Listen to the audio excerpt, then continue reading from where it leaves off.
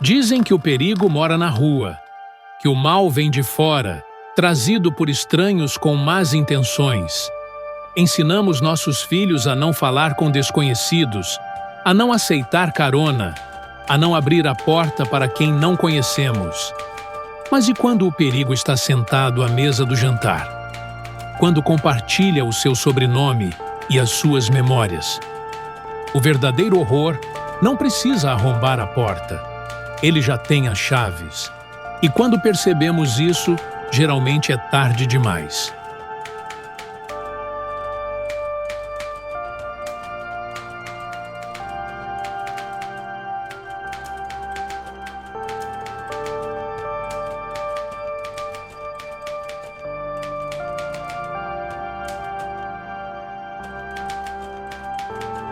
O quiosque de perfumes fechava às 9.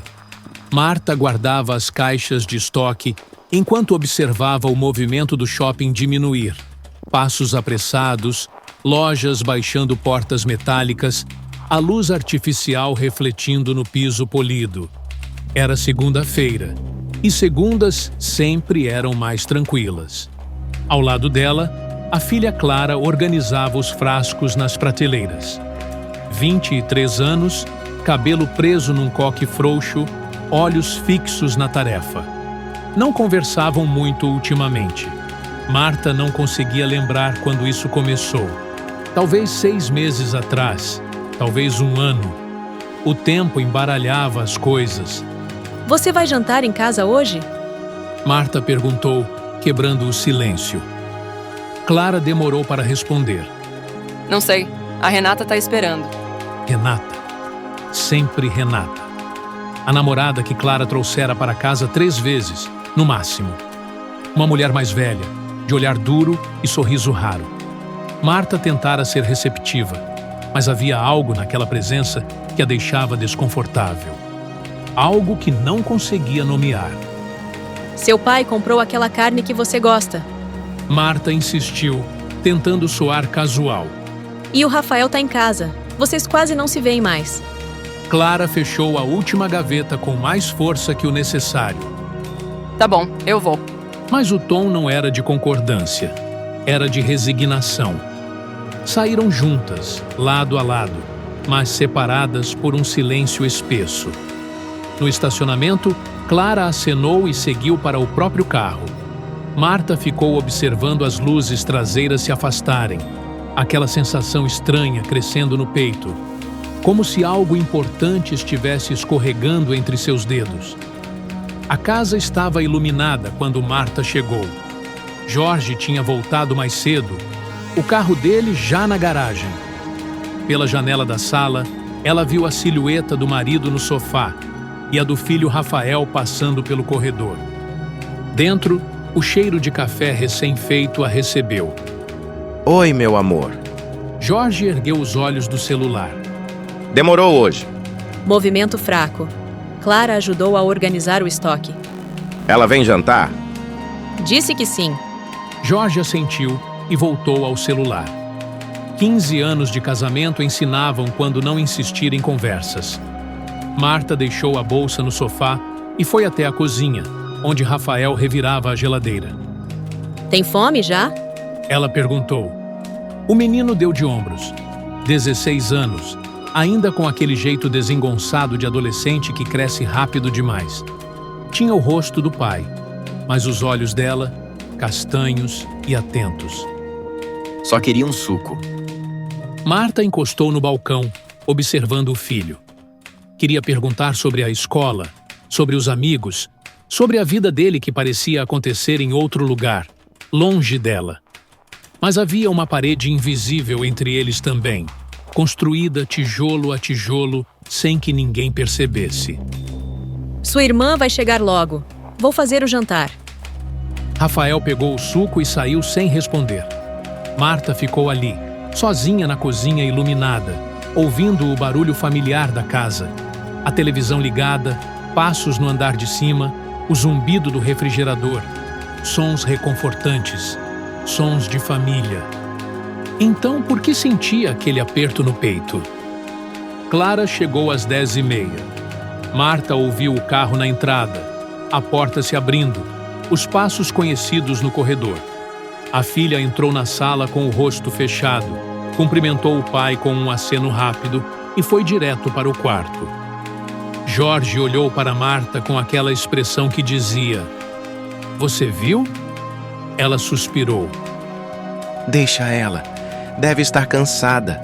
Mas não era cansaço. Marta sabia disso. Era outra coisa. Uma distância que crescia a cada dia, transformando Clara em alguém que Marta não reconhecia mais. A filha que ria fácil, que contava histórias do trabalho, que abraçava forte, tinha se recolhido para dentro de si mesma ou para dentro de algo que Marta não conseguia alcançar. Preparou o jantar em silêncio. Macarrão, carne acebolada, salada. Comida simples, feita com as mãos que conheciam aqueles movimentos de cor. Chamou todos para a mesa. Comeram com pouca conversa. Clara mexia na comida mais do que comia. Rafael estava grudado no celular até Jorge pedir que guardasse. A televisão murmurando notícias ao fundo era o único som consistente. Amanhã tem movimento no quiosque? Jorge perguntou, mais para quebrar o silêncio que por real interesse. Deve ter. Terça costuma ser melhor. Precisa de ajuda com alguma coisa? Não, a Clara me ajuda. Marta olhou para a filha ao dizer isso. Clara não ergueu os olhos do prato. Depois do jantar, Jorge foi assistir ao jogo. Rafael voltou para o quarto. Clara ficou na cozinha, ajudando a guardar a louça sem dizer uma palavra. Marta lavava os pratos, passava para a filha secar, e naquele ritual antigo tentava encontrar um jeito de começar uma conversa de verdade. Você tá bem? Arriscou. Tô. Parece distante. Clara colocou o prato no armário com cuidado excessivo. Só cansada, mãe. É a Renata? Algum problema entre vocês? A filha parou. Por um segundo, Marta achou que ela fosse dizer algo importante, algo verdadeiro. Mas então Clara apenas balançou a cabeça. Não, tá tudo bem. Mentira. Marta conhecia as mentiras da filha desde que ela aprendera a falar. Mas não insistiu. Havia aprendido, com os anos, que às vezes insistir só empurrava as pessoas para mais longe. Se precisar conversar, eu tô aqui. Você sabe disso, né? Clara finalmente olhou para ela. E naquele olhar, Marta viu algo que a gelou. Não era raiva, não era tristeza, era vazio. Como se a filha estivesse olhando através dela, para algum ponto distante que Marta não conseguia ver. Eu sei, mãe. Depois guardou o último prato e saiu da cozinha. Marta ficou ali, as mãos ainda molhadas, sentindo aquele aperto no peito se transformar em algo maior, mais pesado. Na semana seguinte, pequenas coisas começaram a se acumular. Clara faltou 2 dias no quiosque sem avisar direito. Quando Marta ligou, a filha disse que estava resolvendo umas coisas com a Renata. O tom era evasivo, apressado. Rafael comentou, de passagem, que vira a irmã conversando com uns caras estranhos perto de casa. Marta perguntou que caras, mas o menino não soube explicar. Só achou estranho a postura da irmã, como se estivesse escondendo algo. Jorge recebeu uma ligação estranha no celular. Alguém perguntou por Clara. Desligou quando ele disse que era o pai. E uma noite, Marta acordou às 3 da manhã com o som de um carro parando na frente de casa. Levantou, foi até a janela, viu Clara saindo de um carro que não era o dela. 2 pessoas dentro, rostos invisíveis na escuridão. Clara olhou para trás antes de entrar em casa, um olhar rápido, nervoso. Marta voltou para a cama, mas não dormiu.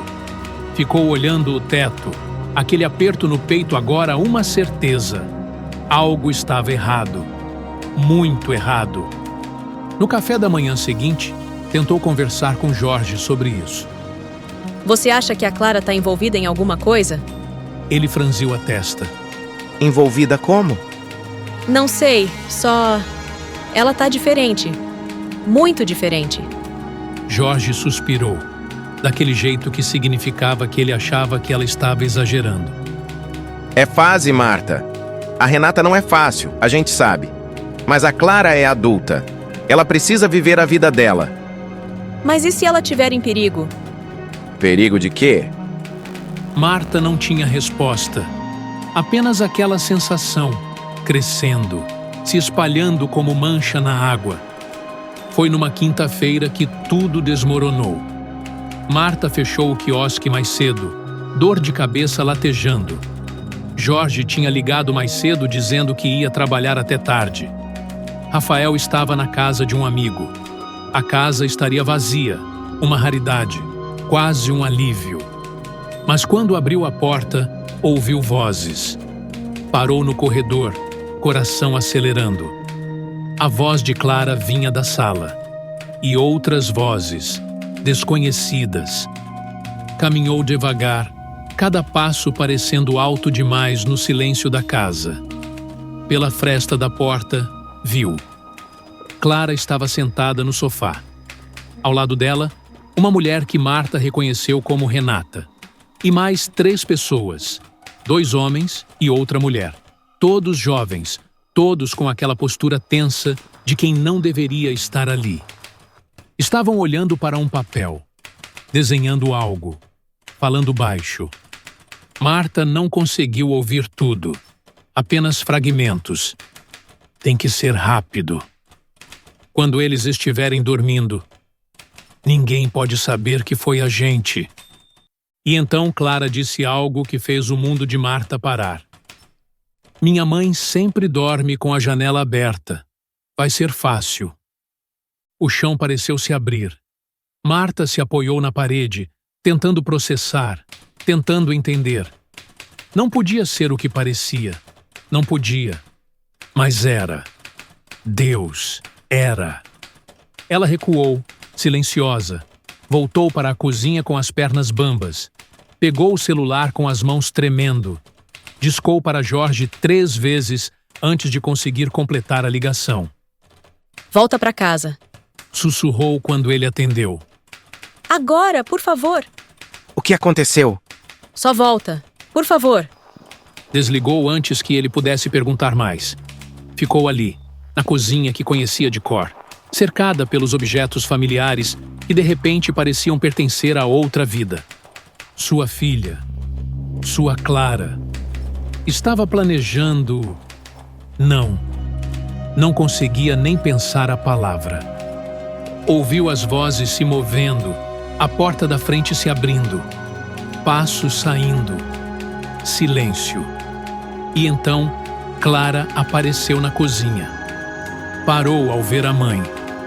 Por um longo momento, apenas se olharam. Marta procurava nos olhos da filha algo que reconhecesse. Qualquer coisa. Mas havia apenas aquele vazio de novo. Aquele vazio terrível. Mãe, Clara começou, mas a voz morreu. O que você tá fazendo? Marta conseguiu perguntar. Quem é essa gente? você não entenderia. Me explica. Me faz entender. Clara olhou para o lado. Não posso. Clara, você é minha filha. Eu te amo. Se você tiver em problema, a gente resolve. Mas você precisa me contar o que está acontecendo. A filha riu. Foi um som sem humor, vazio como seus olhos. Amor não paga conta, mãe. Amor não faz a vida ser diferente. Do que você está falando? Clara deu um passo à frente. Marta instintivamente recuou. Vocês têm dinheiro guardado. Eu sei que tem, aquele cofre no quarto de vocês. Tá cheio. O cofre. Como ela sabia do cofre? Esse dinheiro é nosso, Clara. Pra gente investir no negócio, pra segurança da família. Família? Clara cuspiu a palavra. Que família? Vocês nunca me entenderam. Nunca quiseram que eu fosse feliz. Isso não é verdade. É sim. Vocês não gostam da Renata. Acham que ela não é boa pra mim. Mas ela é a única pessoa que me entende de verdade. A única que me ama de verdade. Marta sentiu lágrimas queimarem.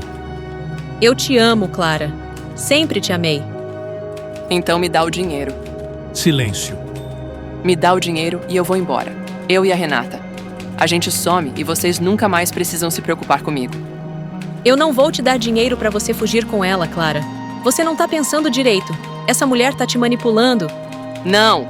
O grito ecoou pela casa. Você não sabe de nada. Você não sabe o que a gente passou, o que a gente precisa fazer pra sobreviver. Então me conta. Conversa comigo. A gente resolve isso juntas. Mas Clara já estava recuando. É tarde demais. Clara, espera. A filha se virou e correu. Marta ouviu a porta bater, o carro ligando, o som se afastando. Ficou ali, sozinha na cozinha, enquanto a realidade se reorganizava em formas terríveis. Sua filha, planejando algo, envolvida com gente perigosa, falando sobre a janela do quarto, sobre quando eles estivessem dormindo. Quando Jorge chegou, 20 minutos depois, encontrou a esposa sentada no chão, chorando. Chamaram a polícia. Tentaram explicar, mas como explicar algo tão impossível? Tentaram ligar para Clara, mas ela não atendia. Tentaram avisar Rafael, mas o menino estava voltando para casa, alheio a tudo. E então, às 11 da noite, Clara voltou. Não estava sozinha. Marta ouviu o carro primeiro. Depois, vozes. Muitas vozes. A porta da frente se abrindo, mesmo trancada. Alguém tinha chave. Jorge levantou do sofá, tenso. Fica aqui, Disse para Marta, mas ela o seguiu. Na sala, Clara entrou primeiro. Atrás dela, Renata e os outros 3. Todos parados ali, olhando para Jorge e Marta como predadores avaliam presas. Clara, Jorge disse, tentando manter a voz firme. o que você pensa que está fazendo? O que eu devia ter feito há muito tempo. Renata deu um passo à frente. O dinheiro, onde tá? Jorge se colocou na frente de Marta. Vocês precisam sair daqui, agora, antes que isso fique pior. Já tá pior. Um dos homens disse. E então tudo aconteceu rápido demais. Movimento, gritos. Marta viu Jorge sendo empurrado, caindo. Viu Clara parada, apenas observando. Tentou correr, mas mãos a seguraram. Rafael! Gritou pensando no filho. Rafael, corre! Mas o menino estava descendo as escadas, confuso, assustado. Entrou na sala e parou, tentando entender a cena. Mãe, Sua voz era de criança. o que está acontecendo? Clara olhou para o irmão, e naquele momento, algo passou no rosto dela. Dúvida, talvez, ou arrependimento. Mas então Renata falou algo baixo em seu ouvido, e o momento passou. O que veio depois, Marta não conseguiu processar direito. Lembrava de fragmentos, Rafael tentando fugir, Jorge gritando, suas próprias súplicas, a voz de Clara dizendo: para, mas sem força, sem convicção. Lembrava do cheiro de medo no ar, do gosto de sangue na boca onde tinha mordido a língua, do som de Rafael chorando e depois, silêncio. Quando a vizinha encontrou a casa na manhã seguinte, a porta estava entreaberta. Dentro, silêncio. Um silêncio pesado, definitivo. O tipo de silêncio que marca o fim de algo, não apenas de vidas, mas de todo um universo pequeno e particular que era aquela família. Na cozinha, o café ainda estava na garrafa. Na geladeira, comida esperando para ser preparada. Na sala, fotografias na parede mostravam sorrisos que agora pareciam pertencer a outras pessoas, de outro tempo. Tudo tão normal, tão comum, até não ser mais. E em algum lugar, Renata dirigia por uma estrada desconhecida. Clara ao lado, tentando não pensar na expressão no rosto da mãe naqueles últimos segundos. tentando não ouvir os gritos que ainda ecoavam na memória, tentando convencer a si mesma de que tinha feito a coisa certa. Mas o silêncio no carro era diferente do silêncio que tinham deixado para trás. Era o silêncio da culpa. E esse ela levaria para sempre.